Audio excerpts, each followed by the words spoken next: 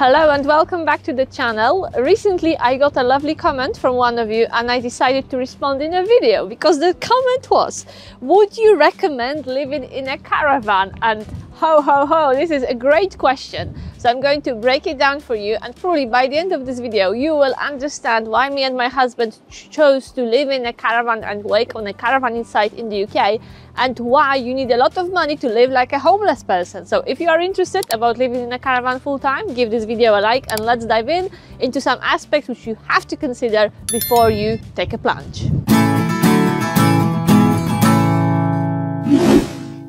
The person who asked me in the comment, would you recommend living in a caravan, also said, because I have money, I can get myself a caravan, I can afford a caravan, but buying a caravan is just a beginning of your journey, and it is literally a tip of the iceberg when it comes to challenges and things you have to consider if you want to live in a caravan full time. So let's go through all of them. It's not a problem to buy a caravan or a camping trailer. The problem is a pitch, a site. Where are you going to place your caravan?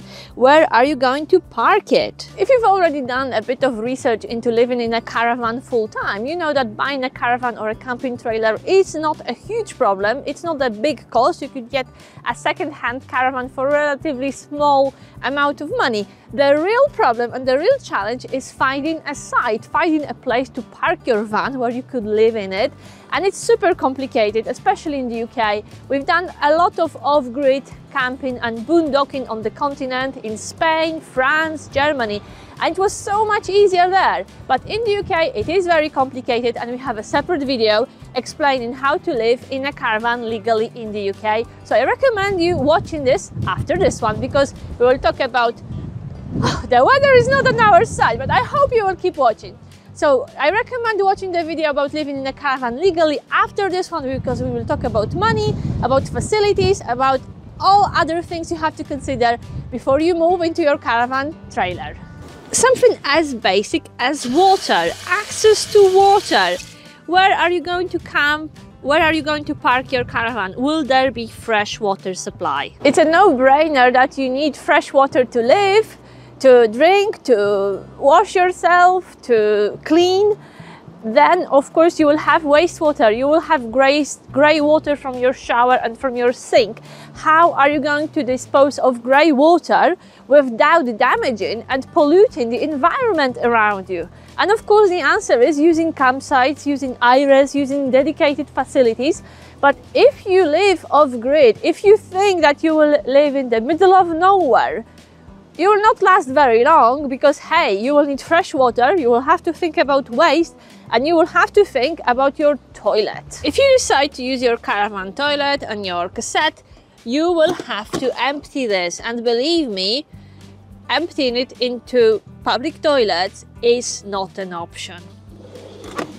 Unfortunately, chemical toilet points do not grow on trees, and campsites are the places where you will find them, but using them costs money. And another aspect we've been struggling with a little bit when we were living in our motorhome on the road was laundry and washing. Yeah, we had to find laundrettes or use machines at petrol stations, but it wasn't always easy to find them. So campsites provide all those facilities, and really living on a campsite or moving between campsites seems the easiest option, but it's also one of the most expensive ones unless you work on site. Even if you are good with your packaging and your recycling, there will be waste, there will be recycling to do, and it's either looking for recycling banks or trying to use litter bins in public places. Dealing with your waste and recycling could be a challenge when you have no fixed address. It's absolutely freezing, so we will talk about other aspects inside. I will see you in our caravan. Oh, that's better. Much warmer and nicer inside, which really takes us to the next point.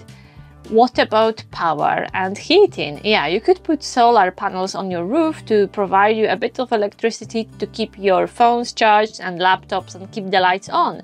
But when it comes to heating, you will need a lot of more energy, especially in winter months in northern countries. And we used to use gas for heating our motorhome in winter in the UK, and we're just going through cylinders like through I don't know, we were using a lot of gas and it was super expensive.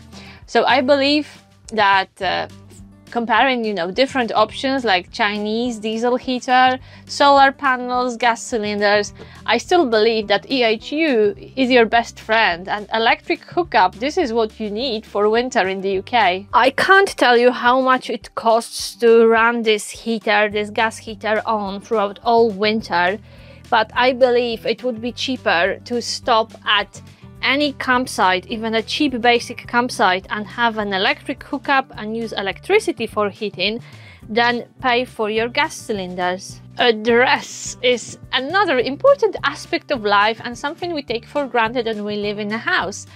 And suddenly it becomes a real challenge when you start living in a caravan or in a motorhome, whether you keep moving between campsites or you do wild camping or boondocking. Not having a fixed address may be an issue when it comes to banking, paying insurance for your car, renewing your driving license. And we have a special video about address and how to manage not having address in the UK. But in general, it is an issue, it is a challenge, it is something you should consider before you buy your caravan with the view to live in it.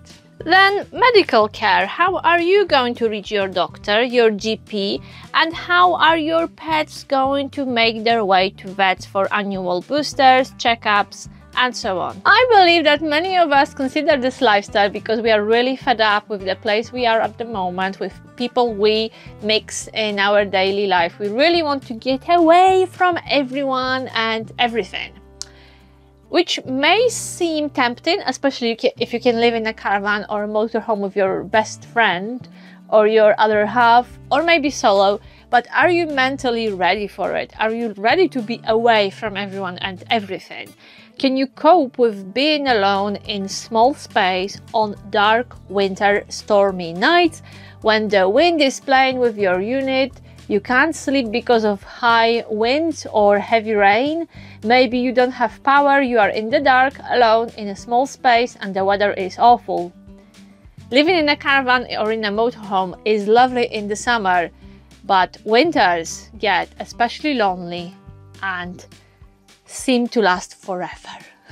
And the final aspect is money. Even if you live in a tiny space, you will still have to fill up your fridge, put food on the table, keep your car on the road, so think MOTs, fuel, insurance, taxes, and so on. Pay for food and medical care for yourself and your pets. And even if you are very savvy with money, you will have to learn to make little go a long way to cover your bills, your fuel expenses, paid for site, pay for a campsite, pay for your phone, keep your broadband on, because probably many of you will choose to work online. You need secure broadband and, you know, robust broadband connection for this equipment and so on. So don't kid yourself, you will still have bills to pay, you will still need money. And of course, if you have some income, whether it's pension or benefits, you can keep your head above water, but do your budgeting carefully, because don't think that if you live in a small space there will be no expenses and no emergencies and things will not happen to you that will require money. You will need money. And I could make a separate video about why we don't do van life full-time anymore, why we don't live in a motorhome anymore on the road, but I will just tell you that our van life adventure lasted as long as our savings did.